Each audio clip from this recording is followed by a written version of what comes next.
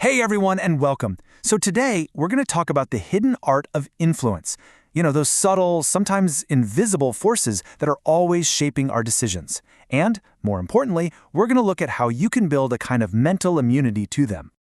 All right, let's just dive right in with a question that probably hits close to home for, well, all of us. Have you ever walked away from a conversation or maybe a big decision and you just get that nagging feeling, that little voice in your head telling you that you were kind of gently pushed in a direction you didn't really want to go? Manipulation is all around us. We're talking about all the familiar stuff, right? The classic guilt trips, a bit of peer pressure, but it can also get into some more serious tactics, like emotional blackmail or even gaslighting. When someone makes you doubt your own sanity. It's when someone plays on your fears, or they tell you all the amazing things about a deal while, just kind of forgetting to mention the downsides. And that's the key thing to understand here. Manipulation lives in this tricky gray area. It's not a logical argument where someone just lays out all the facts for you. And it's not a direct threat either. Instead, it warps the process of how you make a decision. It gets in there and messes with the machinery. So if we think about manipulation as a kind of mental virus, one that infects our decision-making, that brings up a really interesting question. Could we actually create a vaccine for our beliefs? Well, it turns out there's a whole theory about this. It's called inoculation theory, and believe it or not, it's been around since 1961. It was developed by a social psychologist named William J. McGuire. He was actually studying the brainwashing of American POWs from the Korean War and wanted to figure out how do we make our core beliefs stronger and more resistant to attack. And the analogy he came up with is just perfect. Think about a medical vaccine. You get exposed to a tiny, weakened version of a virus, right? Your body responds by creating antibodies, and then, boom, you're immune. Well, this works the exact same way for your mind. You get exposed to a weak counterargument.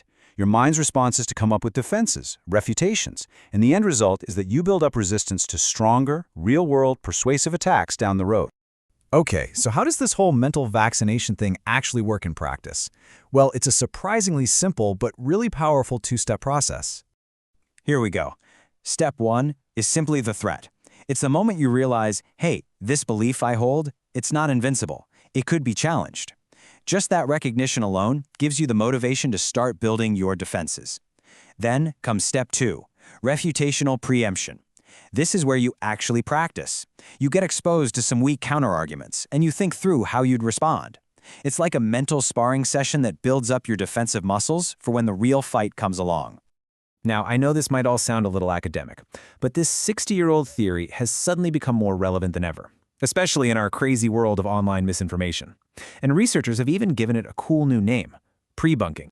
And here's why this shift is so important.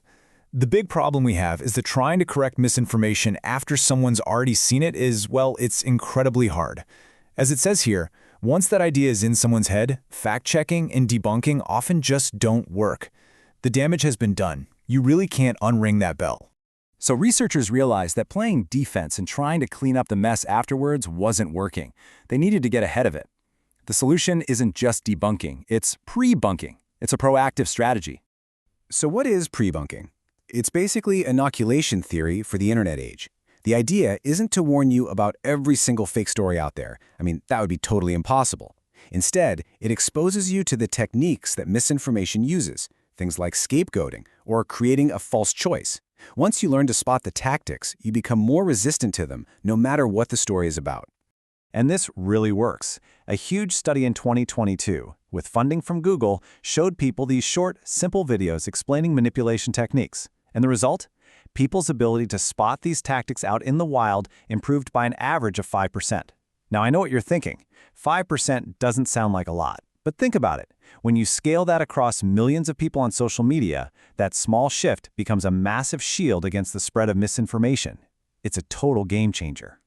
So what's the bottom line here? What does all of this mean for you, and how can you start building up your own mental immunity? Okay, let's wrap this all up. The big takeaway here is that you don't have to be a passive target. By simply understanding that your beliefs can be challenged, that's the threat, and by learning to spot the common tactics of manipulation, you are literally building mental antibodies. And pre-bunking shows this is a powerful tool against real-world misinformation. And hey, the best part?